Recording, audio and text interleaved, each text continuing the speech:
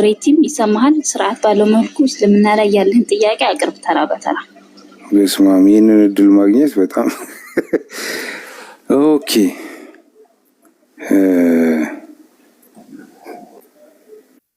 እሺ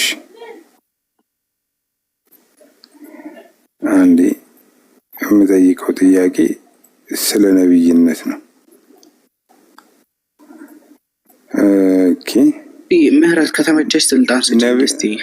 ስልጣን ነብይ ስልጣን አይሰጥም ለአንተ። ሰውን ቦልከ ክሎዝ አድርገህ ልጨርስ ነው። ኦኬ ሬቲም እኔ ስልጣን ለማንም አልሰጣም ሲጀመር። ኦኬ አሁን እስልምና ላይ ያለ ጥያቄ ቶሎ ቶሎ ፈጠን ባለው መልኩ የምር እኔ እኮ ስራ አለኝ ዛሬ ስራ ያራሱ ተውኩት። ኦኬ ነብዩ መሐመድ እስልምና ላይ ወይንም እሺ ጠይቅ ቶሎ ቶሎ የለም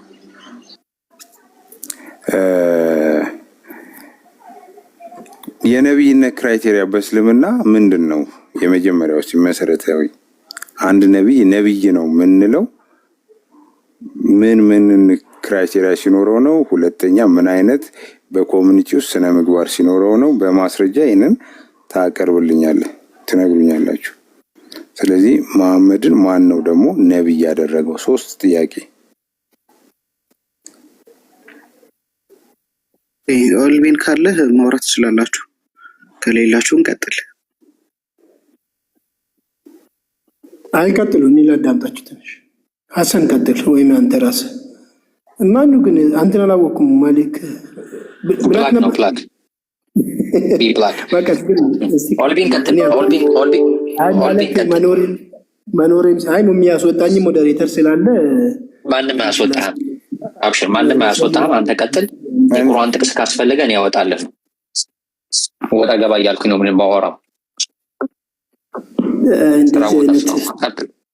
ስብዕናችንን ብናስተካክል። እሺ ሬድቲም ጥያቄን በደንብ እስኪ ልስማ። አሳጥረህ እንትን ሳታስረዝም ማለት ነው። ተወዘት አድርግ ይጠይቀ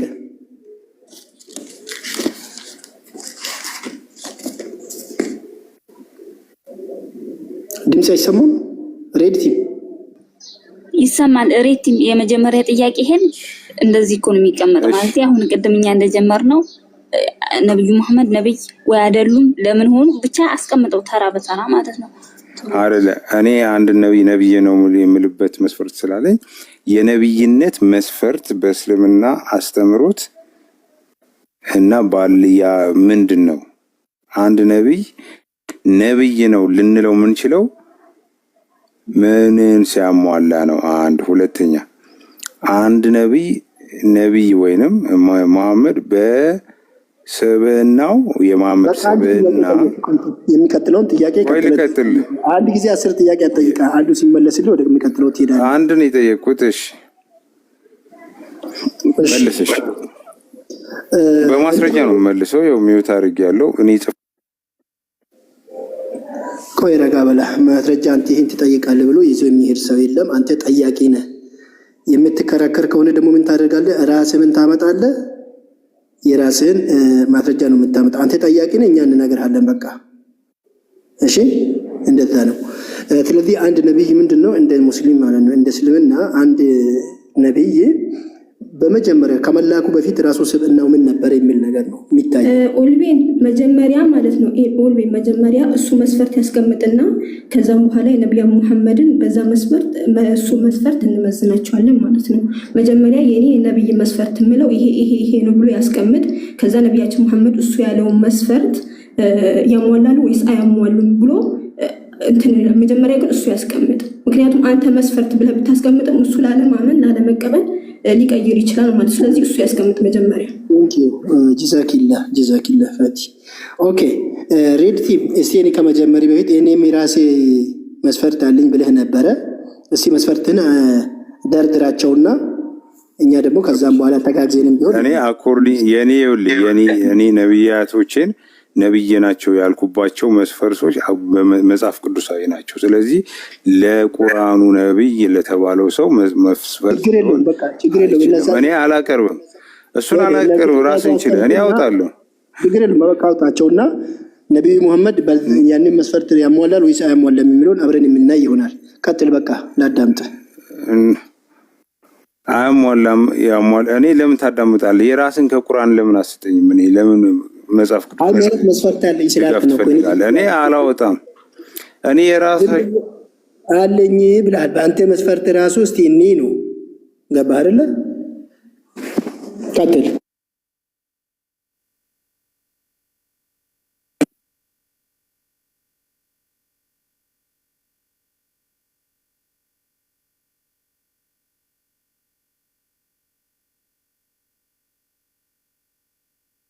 እኔ ግን ይሄ ልጅ ይመቸኛል ለማድረግ አንደኛ ነው። ኦኬ ሶሪ ፈቲ አንዴ ሞዴሬተሮች ጠብቁሽ፣ መጣሁ። ምን ይለው እሺ ይላል ጠብቁ።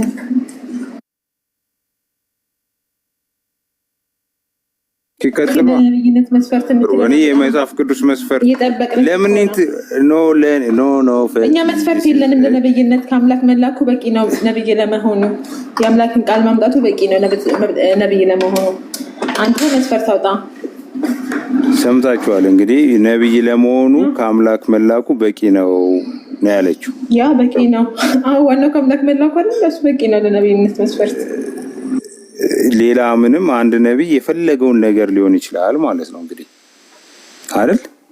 ሌላ መቼስ አምላክ ሲልከው መልእክተኛ አድርጎ ሲልከው ምን እግዚአብሔር መቼም ለምሳሌ ጥሩ ስብዕናና ጥሩ እንትን ሲኖረው ነው አይደል ነብይ አድርጎ የሚልከው። ኦኬ እሺ፣ የነብዩ መሐመድ ስብዕና ጥሩ ነው እያልሽ ነው አይደል? ቢላል አለ ቀጥል። እንዘርዝር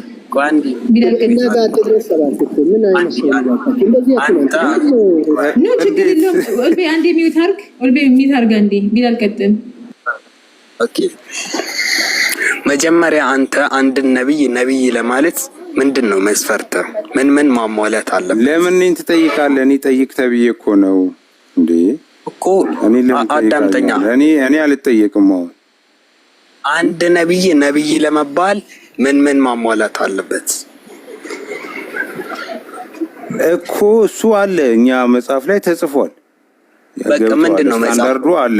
እኔ አልነግርህም። ለምን ከመጽሐፍ ቅዱስ ሳትንጠለጠል ቁርአንንና ሐዲስን ተጠቅመ መልስ። ለመልስልህ ነው መለኮትን ከአምላክ ያመጣ ነብይ ምንድነው ካራክተሩ፣ ባህሪው ምን መሆን አለበት ብለህ ነው የምታስበው እኮ? ምን መሆን አለበት አኮርዲንግ ቱ እሱን ንገረኝ። እናንተ የላችሁም መስፈርተን ንገረኝና መልስልህ። የላችሁም ነብይ ለመባል ምን ማሟላት አለበት? ቆይ እናንተ መስፈርት የላችሁም? አንደኛ መስፈርት አለን እመልስልሃለሁኝ። መጀመሪያ አንተ አንድ ነብይ እኔ ለምን ትጠይቀኛለህ? እኔ እኮ እንድጠይቅ እኮ ነው ወንድም አለም እድል የተሰጠኝ። ከስንት ሰዓት በኋላ ከትናንት ጀምሮ ሳልጠይቅ ዛሬ እድሉን በረገደችልኝ እንትናና። ስለዚህ ያን እንደስልምና መልስለት ሚት አርግ በቃ ሚት አርግ። ከዛም በኋላ የክርስትናውን ደግሞ አንድ ክርስትናውን ታመጣዋለህ። ከዛ እኛ እንደ እስልምና እንመልስልሃለን። አለቀ። ሌላ ጥያቄ እንጠይቃለን። እኛ እንደ እስልምና መልስለት ቢሉ ሚት አርግ። ታብታብ አድርጉላት። ለምንድነው ግን ታማታርጉትኛለች? መልስ አሽሚን አልቀጥል። ምህረትን ኔትወርክ ካስወጣኝ መልሱኝ። እሺ ኦኬ። አንድ ነብይ ባለ ከአላህ ሱብሃነሁ ወተዓላ ዘንድ መመረጥ አለበት። የፈጣሪን ቃል ማስረጃ የተመረጡበትንም ማስረጃ ትርስ። ኦኬ ከቁርአን ነው ማሳያ አላህ ዘንድ መመረጣቸው። ያው ቁርአን የሚከፍትልኝ አላህ እኮ ላይ ሆኖ አው ቢሉ ክፈት እና እኔ እንትን እልሃለሁ ንገረኝ፣ እኔ ከፍትልሃለሁ። እሱ ራሱ መክፈት ይችላል። አይ ቲንክ ንገረኝ ቁጥሩ። ኦኬ ሱረቱል አሕዛብ ቁጥር 40 ላይ ማለ ትከፍችለታለሽ። 40 ስንት አሕዛብ? ያው 33 40 ስንት 33 40። ኦኬ ስታንዳርዱ ይሄ ነው። እሺ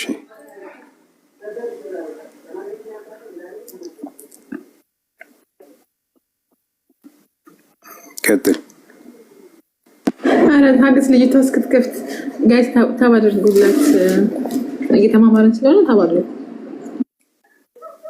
ኢሉ አንከቡት ነው ያልከኝ 43 ቀን 33 40 ሱረቱል አሕዛብ 33 40 ኦኬ ያ አዩሀ الذين آمنوا ኦኬ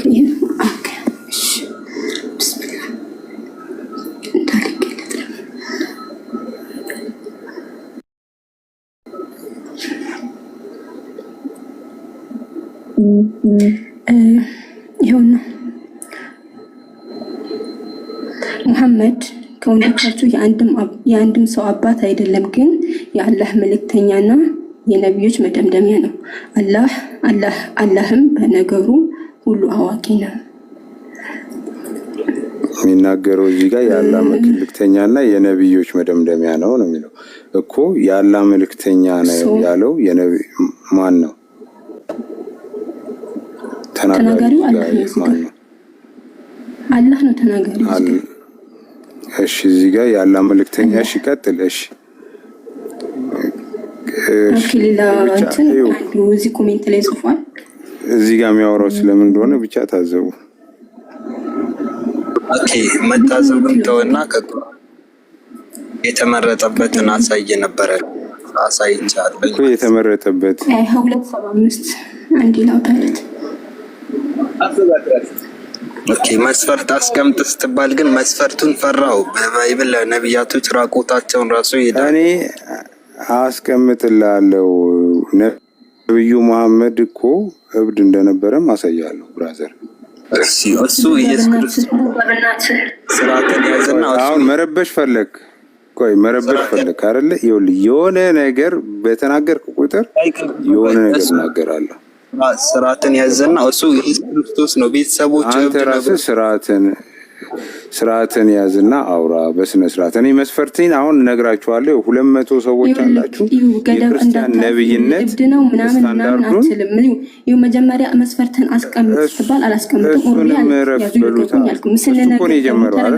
ስንነግርህ ደግሞ ነቢያችን መሐመድ የምናገር ምንም እንትን የለም። እኛ ተቀምጠን ማለት ከፈለክ ቤትን ከፍተሽ እኛ እያለን ግን ነቢያችንን መናገር አትችልም።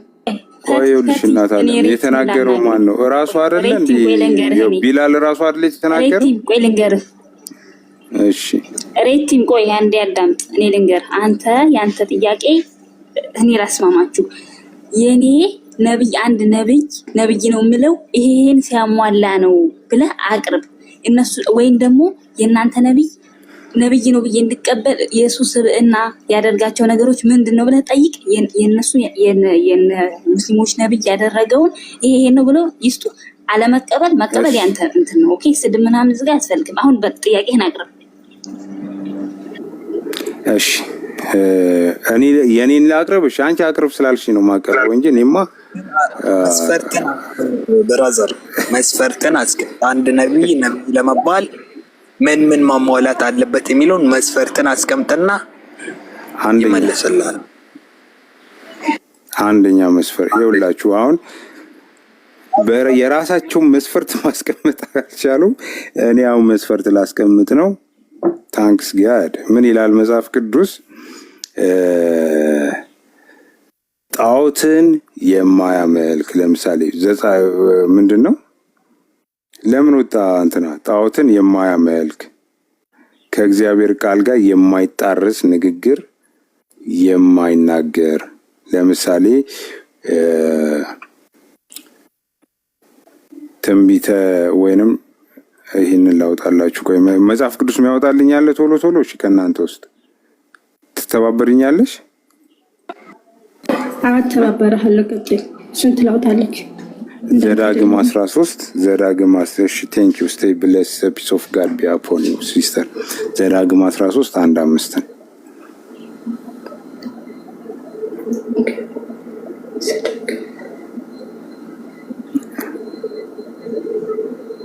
ዘዳግም ስንት?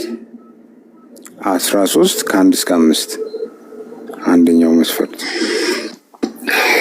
እሺ በመካከልህም ነብይ ወይም ህልም አላሚ ቢነሳ መልእክትም ተአምራትን ቢሰጥህ እንደ ነገርህም መልእክቱን ተአምራቱን ቢፈጽም እርሱም ሄደን የማታውቃቸውን ሌሎች አማልክት እንከተል እናምልካቸው ቢልህ አምላካችሁም እግዚአብሔርን በፍጹም ልባችሁ በፍጹም ነፍሳችሁ ትወዱት እንደሆነ ያውቅ ዘንድ አምላካችሁ እግዚአብሔር ሊፈትናችሁ ነውና። የቱ ጋር ነኝ? እግዚአብሔር ሊፈትናችሁ ነውና የዚያን ነቢይ ቃል ወይም ያን ህልም አላሚ አትስማ። አምላካችሁም እግዚአብሔር ተከተሉ፣ እርሱንም ፍሩ፣ ትእዛዙንም ጠብቁ፣ ቃሉንም ስሙ፣ እርሱንም አምልኩ። ከእርሱም አሁን ምንድነው ስታንዳርዱ? ይሄ ነው። አንደኛ መዋሸት የሌለበት ነብይ ማለት ነው። ፎልስ ንግግርን የማይናገር አንድ ሁለት አስምሪበት። እሺ የሚናገሩን ቃላቶች ከዛኝን ሁላ ነብዩ ሰለላሁ ላይ እንወስዳቸዋለን። ይዛቸዋለሁኝ መስፈርቶቹን እዛ ወድቀዋል። ብዙ በነቢያቶችን ጥሏል እዛው።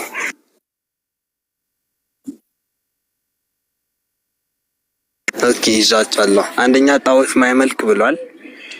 ኦኬ ጣዖት የሚያመልክ ነብይት ምን ውስጥ ቁርአን ነው ወይስ ባይብል ላይ ነው ከተባለ ደግሞ ጣዖት ከማምለክ አልፎ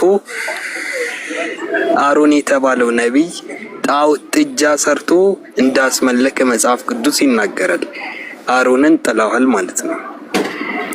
እየሰማኝ ነው? አልሰማም እንዴ? መዋሸት ብለዋል። መዋሸት ብለዋል። ደግሞ ውሸት ደግሞ ኢየሱስ ክርስቶስ ውሸት እንደሚናገር እኔ ከፍቼ አሳያለሁ። ናግባ እንጂ እንዳለ ያመጣው መስፈርት ማለት ነው።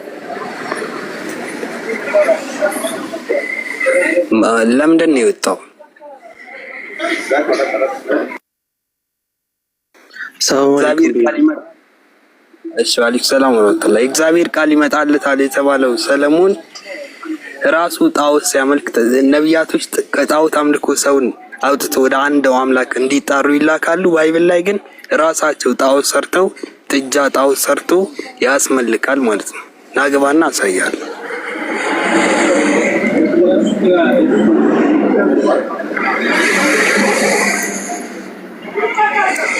ውሸት ብሏል። አብርሃም ራሱ ነብይ ነው፣ ግን ሲዋሽ ዘጸአት ላይ እናያለን። ናግባና አሳያለሁ።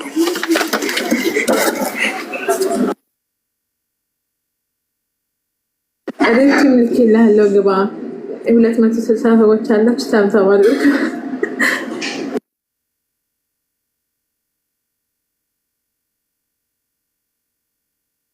ታው መስፈርት ነቢያቶች ላይ ባይብል ላይ አፕላይ ሲደረግ እንዳለ ይወጥቃሉ እንዳለ ማለት ነው። ኢየሱስ ራሱ ከዛ አያልፍም። ና ገስት ላክና ግባ። ለዚህ ነበር ይሄ መስፈርት ነብዩ ሰለላሁ ዐለይሂ ወሰለም ያሟሉታልና አሁን ይቀበላቸዋል በዚህ መስፈርት።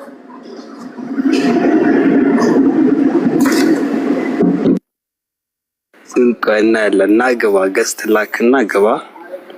ጥሩ መስፈርት ነው ያስቀመጥከው። በጣም የሚገርም መስፈርት ማለት ነው። እንዲ አላህ ሱብሓነሁ ወተዓላ ነቢያቶችን ሲልካቸው ወለቀድ በአስናፊ ኩሊ ኡመቲ ረሱል አን ያቡዱላህ ወጅተኒቡ ጣጉት ይላል። ነቢያቶችን እኔን ብቻ ተገዙ ጣዖታት ተራቁ በማለት እንደሚልካቸው ይናገራል። መጽሐፍ ቅዱስ ግን ነብይ ተብሎ ጭራሽ ጣዖትን ፈብርኮ ያስመልካል። ዘጸአት 7:1 ላይ አሮን ነብይ እንደሆነ ይናገራል። ግን አሮን ለህዝቦች ለሰዎች ጣዖትን ሰርቶ ይህ አምላካችሁ ነው ብሎ ይሰጣል። ናግባ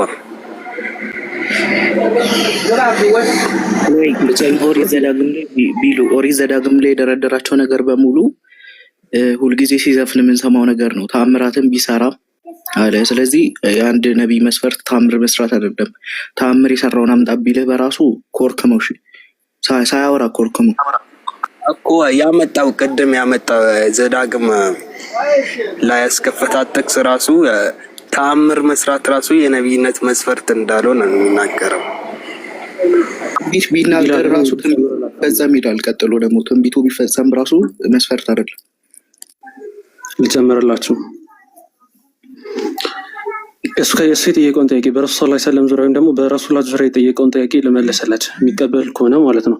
ግን እንደዚህ አይነት ሰዎች ጥያቄላችሁ ለመጠያየቅና ነገሮችን ለማወቅ ሳይሆን ለረብሻ ስለሚገቡ ብቻ ለማንኛውም ልንገርላቸው። አንደኛ አላህ ሱብሓነሁ ወተዓላ ነቢያትን ሲመርጥ የእነዛን ሰዎች ሁኔታ ይመለከታል። አላህ ሱብሓነሁ ወተዓላ የነቢያትን ባህሪነት መገለጫ ያደረገው በእነሱ በራሳቸው ሰዎች ነው። ረሱል ሰለላሁ ዐለይሂ ወሰለም ተመልከቱ። ረሱል ሰለላሁ ዐለይሂ ወሰለም ሳዲቅ ነበሩ፣ አሚን ነበሩ፣ ታማኝ ነበሩ። ረሱል ሰለላሁ ዐለይሂ ወሰለም ከነቢይነታቸው በፊት ቁረይሾች ውስጥ ታሪክ ማንበብ ትችላላችሁ። የጉግል ሰዎች የአሁኑ ሰው የጉግል ሰው ነው ያስታውቃል። ጉግል ላይ ገብተህ ረሱል ሰለላሁ ዐለይሂ ወሰለም ባህሪ መመልከት ትችላለህ። ነቢይ ከመሆኑ ወይም ደግሞ ነቢይነት እንትን ከመረከባቸው በፊት ሰዎች ምን ብለው እንደሚጠሯቸው መመልከት ትችላለህ። አላህ ሱብሓነሁ ወተዓላ እነዛን ሰዎች ለነቢይነት ሲመርጥ በራሳቸው ላይ ያለባቸው ባህሪዎች አላቸው። አላህ ሱብሓነሁ ወተዓላ አንተን መልካም አደረግን ኹሉቁን ዐዚም ያለው አላህ ሱብሓነሁ ወተዓላ ረሕመት አደረግን አዛኝ አደረግን ያላቸው ለምንድን ነው? በራሳቸው ላይ መረዳት ስለምችል ነው። አላህ ሱብሓነሁ ወተዓላ አላህን ሱብሓነሁ ወተዓላ ምርጫና ቁጥር በእነሱ ላይ መረዳት ስለምችል ነው። እያንዳንዱን አንቢያ በእስልምና ተመልከት። ሁሉም ትሁት ነበሩ፣ አዛኝ ነበሩ፣ ሩህሩህ ነበሩ። ይሄ የነቢይነት መገለጫቸው ነው፣ አስተማሪነታቸው ነው። እዚህ ጋር አንተ ጥያቄ ይኸውላችሁ፣ ቅድም ይኸውላችሁ አንድ ነገር ልንገራችሁ። ያጠፋችሁ ጥፋት ደግሞ ያንተ የነቢይነት እንትን መለኪያ ህግ ብላችሁ አትጠይቁት። እስልምና በባይብል አይለካም፣ ክርስትናም ደግሞ በቁርአን አይለካም። አትለኩ። የአንተ ህጎች ምንድነው? መስፈርት አይደለም። የራሱ እሱ ያለው ህግ እሱ ጋር የተቀመጠው ህግ ወይም ደግሞ ጭንቅላት ውስጥ ያለው ህግ የራሱን ነብያቶች የሚያፈርስ ህግ ነው። እንኳን የኛን ነብይ ሊለካ። እንደዚህ አይነት ነገሮችን አትስቡ። የነብያቱን ባህሪ ወይም ደግሞ የነብይነት ክራይቴሪያ መመልከት ራሳቸውን ነብያቶችን ተመልከት። አላህ Subhanahu Wa Ta'ala ቁርአን ውስጥ መሰከረላቸው ሲዲቀን ነብያ እያላቸው ወክተርና መረጥናቸው እያላቸው። ለምንድን ነው የመረጣቸው? አላህ Subhanahu Wa Ta'ala ባህሪያቸውን ተመልከት። ሰዎችን የሚጠሩበት ሁኔታ ተመልከት። አንተ ለራስህ መወያያ ብለህ ያስከው አላማ መወያያ ብለህ ያስከው ደረጃ የራስህን ነብያቶች የሚጠል መረጃ ነው። የራስህን ነብያት የሚያወድምብህ ነው። ስለዚህ ይህን ለመናገር ፈልጌ ነው። ድጋሚ ያንተ ክራይቴሪያ ምንድነው ምናምን ደግሞ ወይም ደግሞ ያንተ መለኪያ ምንድነው አትበሉ። ስለዚህና ሊያወራ ነው። ስለዚህና ካወራ የማን ነው አልናገርም። መጥፎ ነገር ተናገረ ብሎ ስለሚያስብ ብቻ ቀጥል። ሰላም አለይኩም ምንድነው መሰለህ ቢላል አንድ ሰው አንድን ነገር አልቀበልም ሲል ምንድነው እንዳይቀበል የሚያደርገው ወይም ደግሞ አንድን ነገር እንዲቀበል የሚያደርገው የራሱ የሆነ መስፈርቶች ይኖሩታል። ያለዛ እስከ አየረል አሁን ያስቀመጠው መስፈርት ነቢያቶችን ሁሉ እንደሚያስጥለው ስለሚያውቅ መስፈርት ካስቀመጠ በኋላ ደንግጦ ራሱ ወጥቷል። መጀመሪያ ላይ አላስቀምጥም ሲል የነበረው ካስቀመጠ በኋላ ያለዛ እንደ እስልምና ራሱ ብቻ በመልስለት ሲያዝገህ ነው የሚቆየው፣ ሲያደርቅ ነው የሚቆየው። መስፈርቱን ሲያስቀምጥ ግን እንዳለ ነቢያቶችን ይጥላል። ትክክል። ለዛም ነው እንትን ሙቃረና አታድርጉ ያልኳችሁ። የሆነ እሱ ለመፈንትን ለማድረግ የፈለገው በራሱ እንትን እንዳልከው ያልከው የገባኝ ሆኖ የማይሆን ነገር ነው። ራሱን ዲስኳሊፋይ የሚያደርግበት ሁኔታ ነው ያለው። ኦልቤን የሆነ ነገር እያልክ ነበር፣ ቀጥል። ኦኬ አንድ መጣጥፍ 9 ነገሮች ናቸው ይላል። እንደ እስልምና ከ9 በላይ ናቸው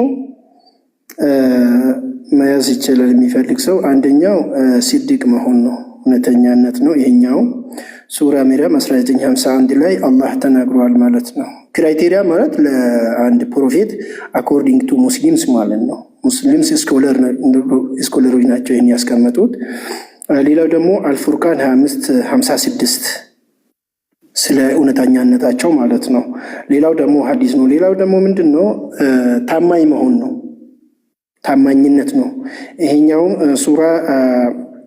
ሱረቱ ሹራ 26:107 ላይ ማለት ሌሎቻችሁ ወንድሞቼ ስለተናገራችሁ ቶሎ ብዬ እንትን ለመናገር ፈልጌ ነው። ያው ሱራውን እንደያዘው በእቅርዚ መመለስ ይቻላል ወደፊት ከማለት ነው።